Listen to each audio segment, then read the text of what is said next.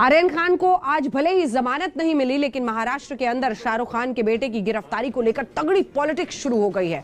महाराष्ट्र सरकार के मंत्री नवाब मलिक का कहना है कि ये गिरफ्तारी फर्जी है। नवाब मलिक ने आरोप ये भी लगाए हैं कि एनसीबी और बीजेपी मिले हुए हैं, शाहरुख खान को टारगेट किया जा रहा है।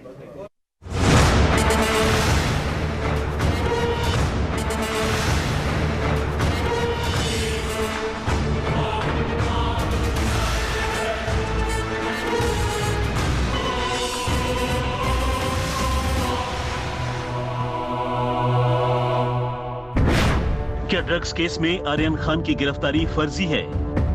पूरी तरह से पब्लिसिटी और फर्जीवाड़ा है। क्या कॉर्डेलिया क्रूज से 1 ग्राम भी ड्रग्स जब्त नहीं हुई?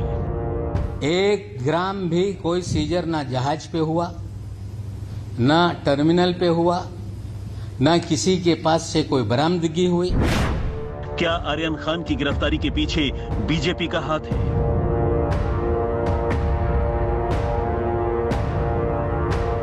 एनसीबी के साथ दिखे मनीष भानुशाली और केपी गोसावी कौन हैं? क्या आर्यन के बहाने शाहरुख खान को टारगेट किया जा रहा है? और शाहरुख खान का बीजेपी का क्या रिश्ता है, आप लोग को पता है? 2 अक्टूबर को मुंबई से गोवा जा रहे कॉर्डेलिया क्रूज पर चल रही रेव पार्टी से बॉलीवुड के किंग यानी शाहरुख खान के बेटे आर्यन खान की ड्रग्स केस में गिरफ्तारी होती है। लेकिन अब इस गिरफ्तारी पर महाराष्ट्र सरकार के मंत्री नवाब मलिक ने सवाल उठा दिए हैं। नवाब मलिक ने कहा है कि आर्यन खान की गिरफ्तारी फर्जी है। मैंने तो आर्यन खान को पकड़ा गया, वो केस सही है कि गलत, हमारी जानकारी से फर्जीवाड़ा है। पिछले कई दिनों से ये क्राइम रिपोर्टर को सर्कुलेट किया जा रहा था कि नेक्स्ट टारगेट शाहरुख खान है। अब सवाल यह है कि Nawab Malik narcotics control bureau पर ऐसे संगीन आरोप क्यों लगा रहे हैं? वैसे कहा जा रहा है कि जब से एनसीबी ने नवाब मलिक के दामाद समीर खान को ड्रग्स के मामले में गिरफ्तार किया है, तभी से वो खुन्नस में है। नवाब मलिक के दामाद को अगर वो निर्दोष है तो इतने सप्ताह क्यों जेल में रहना पड़ा? और कोई भी व्यक्ति हो, देखो बच्चा जो होता है उसके बारे में हमें माँ बाप के प्रति सहानुभूति है कि बच्चे इस उम्र में कभी कभी फिसल जाते हैं। बीजेपी और एनसीबी का ये कहना कि मेरे दामाद पे कार्रवाई होने के कारण मैं ये बयान दे रहा हूं। नवंबर महीने में जब कार्रवाई शुरू हुई, उस समय से हमने सवाल उठाना खड़ा किया। आज अगर एनसीबी के अधिकारी प्रेस कॉन्फ्रेंस लेके कहते हैं कि प्रेजुडिस मानसिकता से हो रहा है, जवाब चाहिए तो न्यायालय में जाओ। क्या अधिकारी भी भारतीय जनता पार्टी की भाषा बोल रहे हैं? लेकिन नवाब मलिक कहते हैं कि अगर वो ये सब अपने दामाद पर कार्रवाई से बौखला कर रहे हैं, तो आर्यन खान की गिरफ्तारी के वक्त एनसीबी के साथ बीजेपी के आदमी क्यों नजर आए? एनसीबी मनीष भानुशाली और किरण गोसावी का सच क्यों छुपा रही है? हम आपको बता दें कि कॉर्डेलिया नाम के क्रूज पर कथित छापेमारी के बाद मनीष भानुशाली अरबाज मर्चेंट नाम के आरोपी को और किरण गोसावी शाहरुख खान के बेटे आर्यन के इर्द गिर्द नजर आए। ये दोनों न तो एनसीबी के अधिकारी हैं और न ही पुलिसकर्मी हैं। तो फिर कौन है? तो नवाब मलिक ने प्रेस कॉन्फ्रेंस में कुछ फोटो दिखाकर इनका खुलासा किया। इन महाशय के फोटो देश के प्रधानमंत्री मोदी जी के साथ हैं। मनीष भानुशाली के फोटो अमित शाह जी के साथ हैं। मनीष भानुशाली के फोटो देवेंद्र फडणवीस के साथ हैं। मनीष भानुशाली के फोटो गुजरात के कई मंत्रियों के साथ हैं। एनसीबी को बताना पड़ेगा कि मनीष भानुशाली लाइट के और एनसीबी के क्या रिश्ते हैं।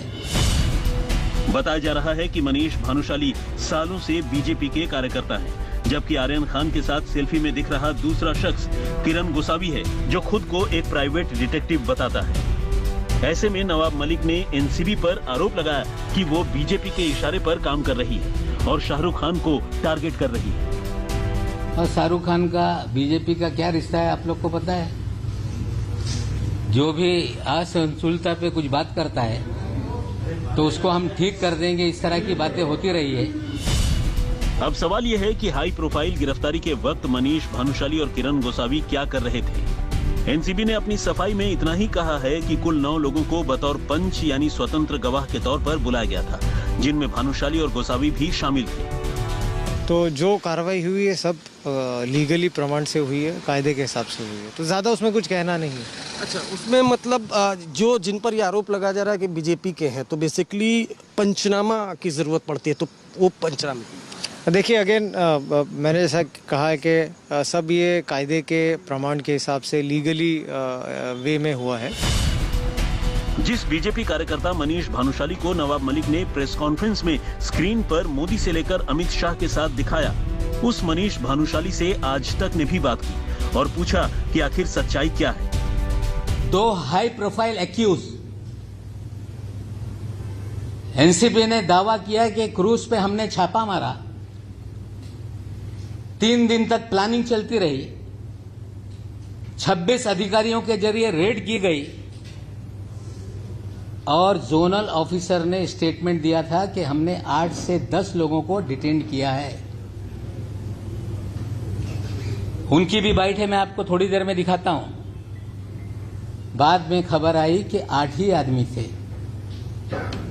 एक अफसर जो पूरी तरह से रेड को मॉनिटर कर रहा है, वेग स्टेटमेंट करता है कि 8 से 10 लोग थे।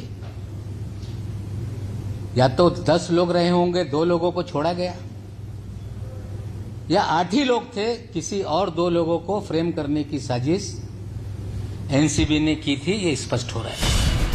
हम आपको बता दें कि आर्यन खान के साथ जिस किरण गोसावी की सेल्फी लेने वाली फोटो वायरल हो रही है, उस पर पूजा भट्ट ने भी निशाना साधा और एक ट्वीट में लिखा कि और फिर हमारे बीच वो लोग हैं जो पुरानी बॉलीवुड फिल्मों में प्राइवेट डिटेक्टिव का रोल पाने में भी फेल हो जाएंगे। सच्चाई काल्पनिकता से ज्यादा अजीब है और कई अधिक क्लीशे से भरी है। अब हमें बॉलीवुड के विलेन जैसा दिखता है कि बजाय सरकारी एजेंसी से भेजा हुआ प्राइवेट डिटेक्टिव जैसा दिखता है, कहना शुरू कर देना चाहिए। पूजा भट्ट के इस ट्वीट पर एक इंटरनेट यूजर ने उन पर शख्स की पहचान कराने का खुलासा किया। इस पर पूजा भट्ट ने जवाब दिया कि उन्होंने किसी का नाम नहीं लिया। आपको बता दें कि आर्यन खान के साथ सेल्फी ले रहे अनजान शख्स को पहले एनसीबी का अधिकारी बताया जा रहा था, जबकि वो किरण गोसावी है और एक प्राइवेट डिटेक्टिव है। एनसीबी किरण गोसावी को ड्रग्स केस का चश्मदीद बता रही है। दिव्येश सिंह के साथ अरविंद ओझा, मुंबई, आज तक।